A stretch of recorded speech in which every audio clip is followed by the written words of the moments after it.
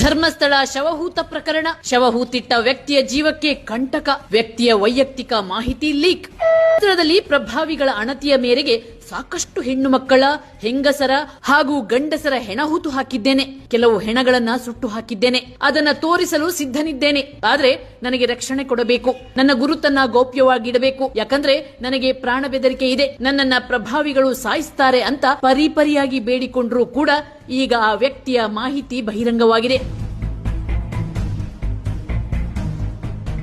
ಮಾಹಿತಿ ಬಹಿರಂಗ ಮಾಡಿದವರು ಯಾರು? ಪೊಲೀಸರ, ವಕೀಲರ? ಮೃತರಿಗೆ ನ್ಯಾಯ ಸಿಗಲಿ ಅಂತ ಹೋರಾಟಕ್ಕಿಳಿದ ದೂರುದಾರನ ಜೀವಕ್ಕೆ ಈಗ ಕಂಟಕ ಆಗುವ ಎಲ್ಲಾ ಲಕ್ಷಣಗಳು ಕಾಣ್ತಿವೆ. ದೂರುದಾರನ ಹಿತದೃಷ್ಟಿಯಿಂದ ಅವರ ಮುಖ, ದೇಹವನ್ನು ಕಪ್ಪು ಬಟ್ಟೆಯಿಂದ ಕವರ್ ಮಾಡಿ ನ್ಯಾಯಾಧೀಶರ ಮುಂದೆ ಹಾಜರುಪಡಿಸಲಾಯಿತು. ಆ ವ್ಯಕ್ತಿಯಿಂದ ಹೇಳಿಕೆ ಹಾಗೂ ಸಾಕ್ಷ್ಯಗಳನ್ನ ಸಂಗ್ರಹಿಸಲಾಯಿತು. ಆದರೂ ಕೂಡ ದೂರುದಾರನ ಎಲ್ಲಾ ಮಾಹಿತಿಗಳು ಲೀಕ್ ಆಗಿವೆ.